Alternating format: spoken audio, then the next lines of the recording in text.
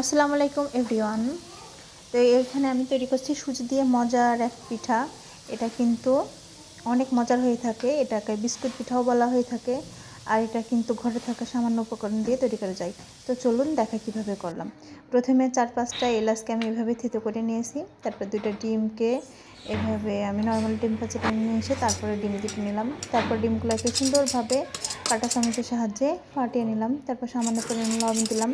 মিষ্টিতে যারা লবণ খান না তারা স্কিপ করতে পারেন। তারপর দিয়ে দিলাম গুঁড়া দুধ এবং একটু নেড়েচেড়ে নিয়ে এটাকে কিন্তু আমি ড্রাই কোকোনাট, যেটা শুকনো নারকেল যে কোনো মুদির দোকানে পেয়ে যাবেন, আর এই শুকনো নারকেলটাকে কুসুম গরম পানিতে ভিজে রেখেছিলাম।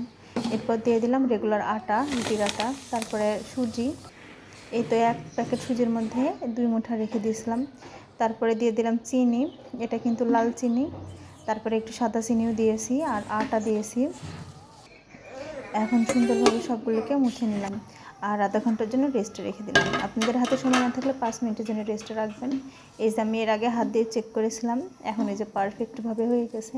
তারপর হাতে একটু তেল নিয়ে হাত ডলে নিয়ে তারপরে কিন্তু এভাবে চেপে চেপে দেবেন। আপনাদের কাছে শেপ থাকলে পিঠার শেপ দিয়ে সুন্দর সুন্দর ডিজাইন করতে পারেন। আমার কাছে নাই, তাই এখানে আমি যে ঝুঁটি দিয়ে সুন্দরভাবে ডিজাইন করে নিলাম। এরপর নর্মাল টেম্পারেচার মানে সরি এর যেটা হয় কি, তেলটা বেশি একটা গরমও হবে না আর ঠান্ডাও থাকবে না, এমন একটা টেম্পারেচারে রাখা তেলটা তার মধ্যে দিয়ে দিতে হবে এক এক করে পিঠাগুলোকে। আর এভাবে সুন্দর করে ব্রাউন করে ভেজে নিলাম।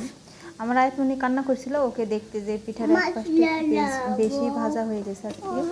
আপনারা আপনাদের পছন্দ মতন ভেজে নেবেন, তবে চুলার জালটা একদম লো টু মিডিয়াম রাখবেন, মিডিয়াম টু লো আর কি।